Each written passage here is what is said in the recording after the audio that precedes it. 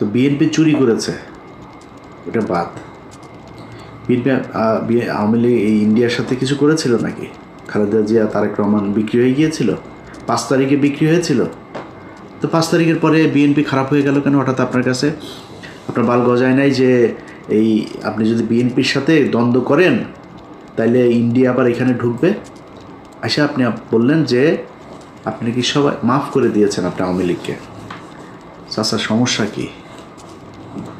Video টিডিও আছে নাকি রয়ের কাছে? টাকা পয়সা লেনদেনের কোনো কিছু আছে? সমস্যাটা কোথায়? আপনি এসে বললেন মাফ করে দিলাম, এটা আপনার কথা হওয়ার কথা না। আরে ভাই, গত 15 বছর এই দেশটা ইন্ডিয়ার কাছে বিক্রি করে দিয়েছিল। আপনি সেই দেশের স্বাধীন হবার পরে আপনি তাদেরকে মাফ করে দিয়া তারপরে তাদেরকে নিয়ে থাকতে চান, কারণ কি? সমস্যাটা কি? এটা তো বলা দরকার মানুষের কাছে, এ কোন কারণে, কি স্বার্থ দেখে বা কোন যুক্তিতে আপনি তাদেরকে মাফ করে দিচ্ছেন এত তাড়াতাড়ি? বিএনপি শুরু করলো, জামাত টানছে, আমাদেরও তো তাহলে সবাই টানা দরকার। টানাটানি আওয়ামী লীগরে কে কত নিতে পারে, এদের কাছে সবচেয়ে প্রিয় মানুষ হয়ে গেল আওয়ামী লীগ। 5 আগস্টের পর থেকে আজ পর্যন্ত বলেন, এই দেশে নিজেরে নিয়ে যদি এখন কথা বলতে চাই তাহলে মনে হবে আমি বোধহয় নিজেরে মানে বলতেও লজ্জা লাগে। আমি পিনাকি আর কনক সারোয়ার 2-4 জন আরও আছেন, এদের বাইরে আর কারোর তো আমি দেখি না যারা কিনা ইন্ডিয়ার ব্যাপারে একদম জিরো টলারেন্স নিয়ে তারপরে কোনো কথা বলছে বা কোনো কাজ করছে, কাউরে দেখি না। তো আপনি এদের কাছে নির্যাতিত হইলেন, এতটা দিন ধরে নির্যাতিত হইলেন, এদের ব্যাপারে আপনার কোনো সমস্যা নাই, কোনো অভিযোগ নাই। আমরা ফাইন্ড আউট করে দিলাম যে এই যে এই ব্যক্তি এই প্রতিষ্ঠানগুলো ইন্ডিয়ার ওয়ার করেছে, পক্ষে কাজ করেছে। আপনি এখন তাদেরকে নিয়ে বসায় স্টেজে বসায় তারপরে বক্তব্য শোনাবেন। পিছনে দেখি ওই যে শফিকুল ইসলাম মাসুদ চোখ বন্ধ করে মনে হয় বিশাল ধ্যানে আছে, মানে ওর বাপ ওই সন্তোষ শর্মা বক্তব্য দেয়, ওর বাপের বক্তব্য শোনা মধুর মানে স্টেজে দাঁড়ায় রয়েছে, পিছনে বডিগার্ডের মতো, সোহরাওয়ার্দীর বডিগার্ড শেখ মুজিবের মতো ওইভাবে দাঁড়ায় আছে। এটা এই জন্য এই 15 বছর এই জন্য মানুষ জীবন দিয়েছে। আপনার এই প্রোগ্রামটা যারা অর্গানাইজ করেছেন তাদেরকেও সেই জামাতের নেতা যারা সন্তোষ শর্মাকে দাওয়াত দিয়েছেন সেই ব্যক্তিগুলোকে একটু বলি যে মনে করেন আপনারা অলমোস্ট সবাই জেলে গিয়েছেন আমি যতটুকু জানি। জেলে যাওয়ার পরে আপনার স্ত্রী বা মেয়েকে পুলিশ আপনাকে ক্রস ফায়ার দিবে এটা মনে করে তারপরে ধর্ষণ করেছে, ধর্ষণ করে পেটে বাচ্চাও দিয়ে দিয়েছে। অ্যাবর্শন তো আর করাইতে পারে না লজ্জার শরমে। আপনাদের ঘরে যদি ওরকম একটা বাচ্চা টাচ্চা যদি থাকে, মনে করেন থাকে, কেমন লাগবে? আসতে কিনা ওইটাও তো আল্লাহই জানে। থাকতে পারে না? কেন বললাম জানেন কথাটা? আলেপের কথা মনে আছে? আমার এই চ্যানেলে একটু পিছনে যায় ভিডিওগুলো দেখেন। এই পুলিশ অফিসার এক ব্যক্তিকে ধরে তার স্ত্রীকে তার স্বামীর ক্রসফায়ারের ভয় দেখিয়ে রোজা ভাঙিয়ে রোজার মাসে তারপরে ধর্ষণ করেছে। দেখেছেন আমার এই চ্যানেলে ভিডিওটা? এরকম 16 জন আমাদের বাংলা এডিশন অফিসে গিয়েছিল। তো বাংলা এডিশনের কাছে যারা গিয়েছে ওরা তথ্য দিতে চায়, নাম টাম বলার পারমিশন দিচ্ছেন। তা বললাম নাম টাম কিছু যদি না বলি, কোনো পুলিশের নাম বলতে দেবেন না, ওরা লজ্জায় কারণে বলতে চায় না। তো এখন ওই ব্যক্তি শুধু আমাদের কাছে বক্তব্য দিয়েছিল কারণ ওর স্ত্রী মারা গিয়েছে। এগুলো নিয়েই দ্বন্দ্ব, সাংসারিক দ্বন্দ্ব, তারপরে আবার উনি গর্ভবতী ছিল, এইসব সমস্যা মিলে হঠাৎ করে মারা গিয়েছে। স্বামী স্ত্রীর মধ্যে এটা নিয়ে খুব খারাপ পরিস্থিতি চলছিল, মারা গিয়েছে। সে লোকের কথা শোনেন নাই? ওই লোকের স্ত্রীকে এইভাবে জোর করে ধর্ষণ করেছে। আমরা তো জানি না আরও কত মানুষের স্ত্রীকে এইভাবে ধর্ষণ করেছে যারা আমাদের কাছ পর্যন্ত পৌঁছাইতে পারেনি। আপনি মাফ করে দেওয়ার কে? তাদের কাছে জিজ্ঞেস করেছেন? ভারত গেল 15 বছরে যা করেছে সেটার শাস্তি হতে হবে, শুধু শাস্তি না, সারা জীবনের জন্য তাদেরকে নিষিদ্ধ করতে হবে। আপনি 2 দিনের মাথায় মাফ করে দেন। খিলগাঁয়ের জনির কথা মনে আছে? বুকে গুলি কয়টা? 19 গুলি নিয়ে তারপরে মরতে হয়েছিল, ছোট বাচ্চা। তার ওই বাচ্চার কাছে গিয়ে জিজ্ঞেস করেছেন যে ওর বাপের এই হত্যাকাণ্ডকে সে মাফ করেছে কিনা? সারা দেশে সেই 5ই মে থেকে শুরু করে বিভিন্ন সময় এই দেশে গণহত্যা চালিয়েছে। ঠিক যখন আপনি কথাটা বলছিলেন তার 1 মাস আগে, 15 দিন আগে একটা গণহত্যা চালিয়েছে। আপনি তাদেরকে মাফ করে দিচ্ছেন এত তাড়াতাড়ি।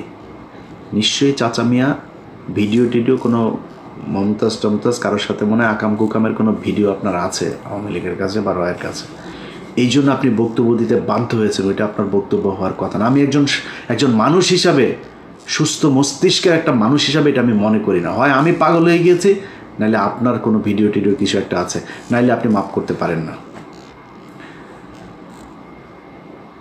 আপনাদের অনেকের খারাপ লাগতে পারে ভাই, এই দেশের এই জামাত ইসলামের কারণে।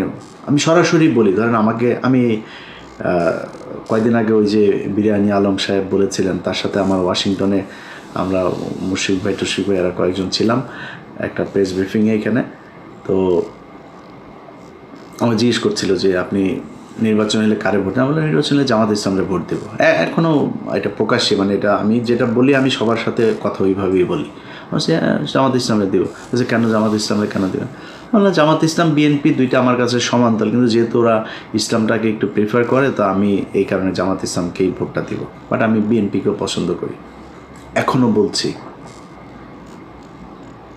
এই এক কারণে জামাত ইসলামের প্রতি মানুষের যে দুর্বলতা, এইটার কারণে বিএনপির চাইতে আপনারা অনেকেই হয়তো জামাত ইসলামের অনেকে, আমার তো মানুষ জামাত ইসলামই মনে করে, তো কালকে হয়তো মনে করছে আরে ইলিয়াস এই কী সমস্যা, কি ইলিয়াস তো দেই জামাতও করেনি, তাহলে আসলে করে কোন দল?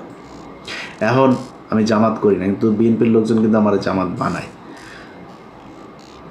এই যে জামাত বলা হয় এটার কারণ কি জানেন?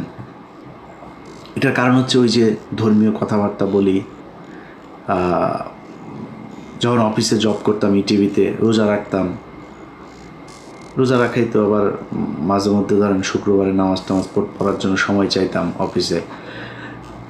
এই তো জঙ্গি, তো মানে শিবিরের লোক। আবার ওই হরতালের সময় শিবিরের ওই ফুটেজ যেগুলো আমি তাড়াতাড়ি পাইতাম আর কি, আমার কাছে এই তথ্য আমি সোর্স মেনটেন করতাম।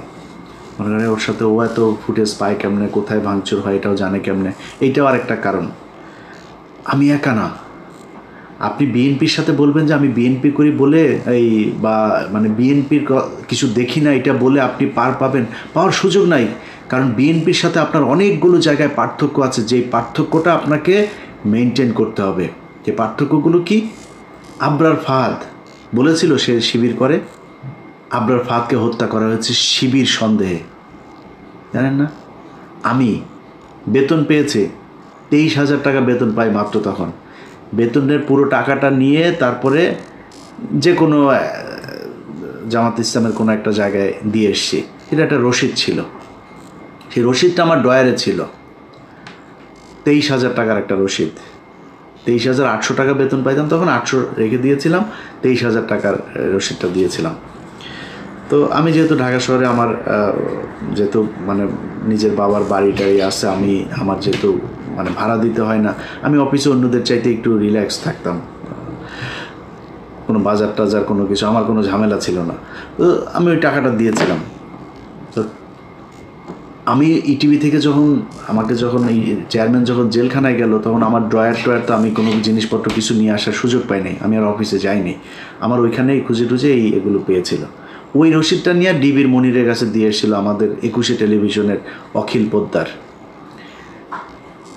আমার অনেক ঝামেলা হয়েছে ভাই, শুধুমাত্র এই জামাতের পক্ষে কথা বলা কিংবা জামাতের মতো করে কথা বলার কারণে। এই দায় আপনাদেরকে নিতে হবে। আবরার ফাহাদ মারা গিয়েছে, এই দায় আপনাকে নিতে হবে।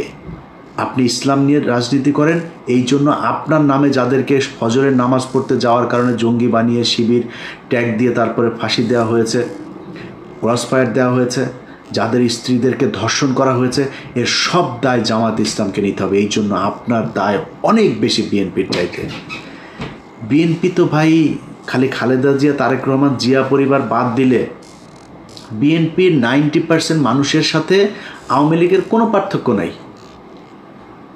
আপনি যদি নাকি এই ভারতের ইস্যুটার সামনে নিয়ে এসে যদি বলেন, ভাই বিএনপির বহু মানুষ আছে। এই যে সালাউদ্দিন দেখেন না, সালাউদ্দিন ইন্ডিয়াতে ধরে নিয়ে গিয়েছিল, আমরা জানি, ধরে নিয়ে যে তাকে গুম করেছিল। ওই গুম হয় নাই, ওই বাংলাদেশের মানুষের গুম করছিল। ইন্ডিয়াতে বসে সে আমাদের সাথে ফোনে কথা বলে, আমার সাথে অনেকবার কথা হয়েছে। ইন্ডিয়াতে বসে থেকে কথা বলে আমার সাথে, অনেক ইনস্ট্রাকশন দিত, ভাই এরকম করো, এরকম এই সেই। আমি খুব অবাক হইতাম যে ইন্ডিয়াতে বসে সে কথা বলে, তারে কিছু বলে না। তখন কিন্তু আমরা এটা নিয়ে আলোচনা করতাম যে সমস্যা, এরা আসলে ইন্ডিয়া নিয়ে গিয়েছে ভাব ধরানোর জন্য, সে আসলে রয়েরই লোক, ওইখানে নিয়ে তাকে ট্রেন আপ করা হচ্ছে বিএনপিকে, যাতে সে দেশে গিয়ে তারপরে সার্ভিসটা দিতে পারে। সেই সার্ভিস এখন এসালম টেসালম এদের সবাইকে বাঁচায় সালাউদ্দিন সাহেব দিচ্ছেন। তো বিএনপিরে যদি আপনি তারেক রহমান, খালেদা, অর্থাৎ জিয়া পরিবারের বাদ দেন, আমি জানি না ভাই কয়জন খুঁজে পাবেন সেখানে ইন্ডিয়ান লোক।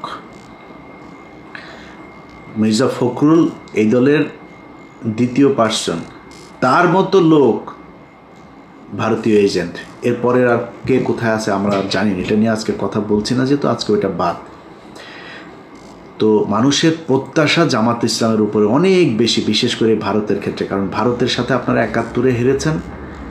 এই গত কয়েক বছরে আপনাদের কয়েকজনকে হত্যা করা হয়েছে। 15 বছর আপনাদের যেসব শিবিরের ছেলেপেলে আছে, জামাতের লোকজন আছে, তাদেরকে প্রচণ্ড কষ্ট, নির্যাতন সহ্য করতে হয়েছে।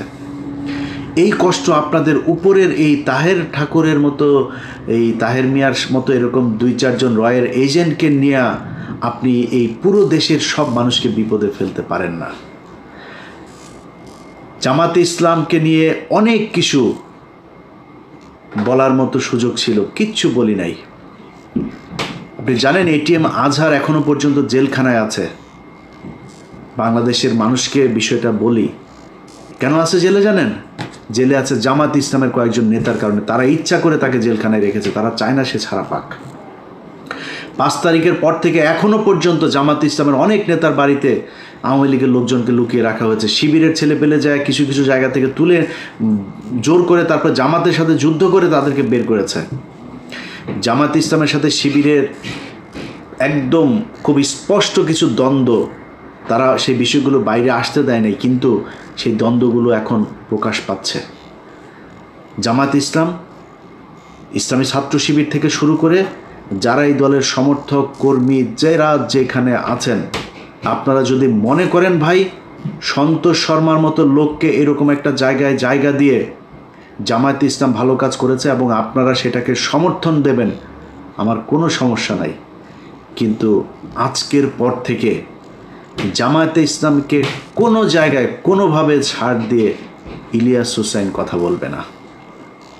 আপনাদের সম্মান থাকলো কি না থাকলো যায়ও না, আসেও না, কারণ এই জামাত ইসলাম আর আওয়ামী লীগের মধ্যে কোনো পার্থক্য নাই। ওরা ভারতীয় চর, তোমরা পাকিস্তানি চর। আমরা পাকিস্তানের সাথে প্রচণ্ড ভালো সম্পর্ক রাখতে চাই, কিন্তু তুমি পাকিস্তানের হয়ে এই দেশের বিরুদ্ধে, মানুষের বিরুদ্ধে যুদ্ধ করে তারপরে এই দেশে এসে রাজনীতি করবা, রাজনীতি করতে এসে যখন যার দিকে মনে চায় তার পক্ষ হয়ে কাজ করবা, আর তোমারে আমরা কোলে তুলা তুলা নাচবো, এটা মনে করার কোনো কারণ নাই। এই কারণেই আজকের ভিডিওতে সবশেষ যেটা বলতে চাই, তোমাদের এই গত 15 বছরে তোমার দলের ভেতরে যত মানুষজন নির্যাতন সহ্য করেছে তাদের কাছে পারমিশন নিয়ে তারপরে সন্তোষ শর্মাকে কালকে স্টেজে উঠিয়েছিল কিনা, এটার পরিষ্কার জবাব তোমাদের Facebook, website, television, press release এসবের মাধ্যমে আমরা জানতে চাই।